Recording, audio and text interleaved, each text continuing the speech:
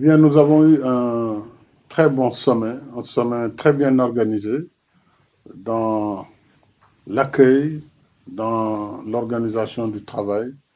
Nous avons pu, avec le travail des experts, des ambassadeurs d'abord, ensuite hier les ministres des Affaires étrangères ont pu parachever la déclaration d'Istanbul, le plan d'action 2021-2025 qui a indiqué vraiment le contenu de la relation du forum Turquie-Afrique.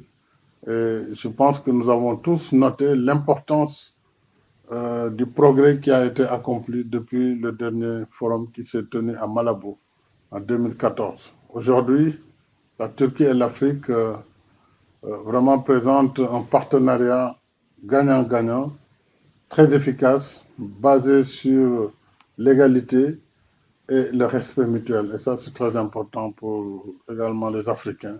Donc, au total, ça a été vraiment un sommet très réussi et tous les chefs d'État l'ont apprécié. Et nous avons tenu à féliciter notre collègue, le président Recep Tayyip Erdogan, qui a été le maître d'œuvre côté turc, et aussi le président de l'Union africaine, le président Félix Tshisekedi Tshilombo, président de la République démocratique du Congo et président en exercice de l'Union africaine. Ce sont des relations extrêmement cordiales, des relations fécondes, basées sur l'amitié, le partenariat et la coopération. Nous avons aussi des relations personnelles avec le président Erdogan, qui est un ami et un frère.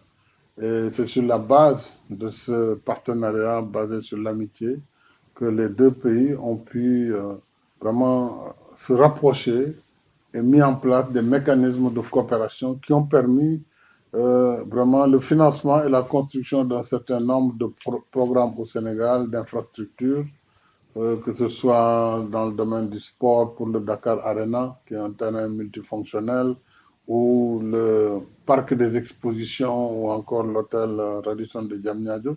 La nouvelle ville de Diamniadio que j'ai lancée vraiment a été en partie financée et exécutée par des entreprises turques.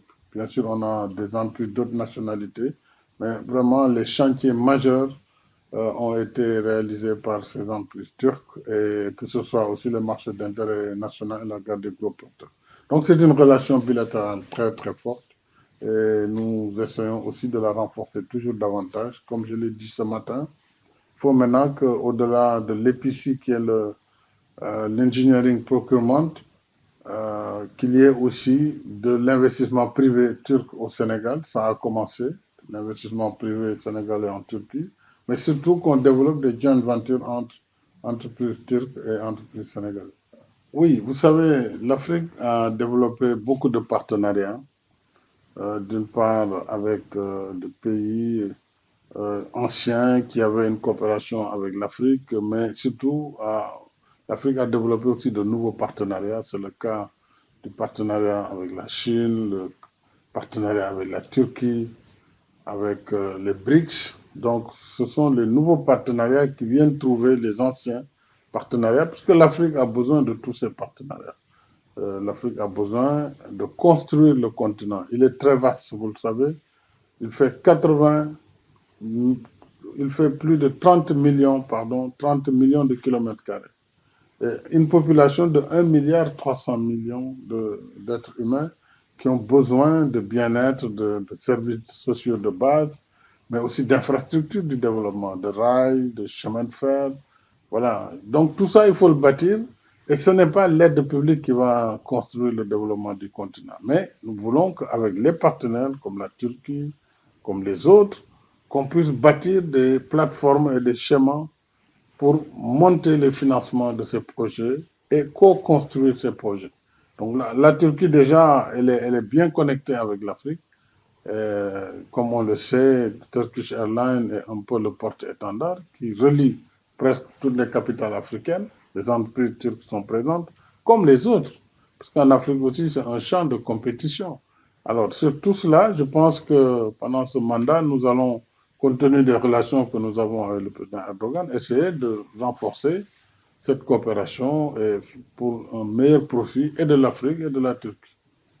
En tout cas, je ne connais pas le système de promotion des investissements en Turquie, mais certainement, j'ai déjà indiqué à nos opérateurs qu'ils doivent pouvoir aussi investir dans le domaine de l'entrepreneuriat, hein, des entreprises, parce qu'il y a beaucoup de choses à faire aussi ici.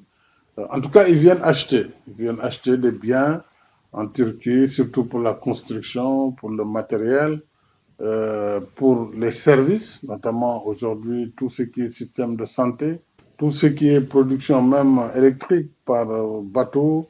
La Turquie est presque champion du monde dans ce domaine. Donc il y a beaucoup de choses que nous faisons, mais les joint ventures aussi, c'est de trouver quelques opérateurs privés sénégalais qui peuvent se mettre avec les opérateurs turcs dans des projets chez nous, ou ici, ou ailleurs. Je pense que tout cela est à explorer. Ça vient dans la confiance et dans l'avenir. Mais nous, les États, nous mettons le cadre pour permettre au secteur privé de deux parties de travailler de façon positive et dans l'intérêt de deux parties.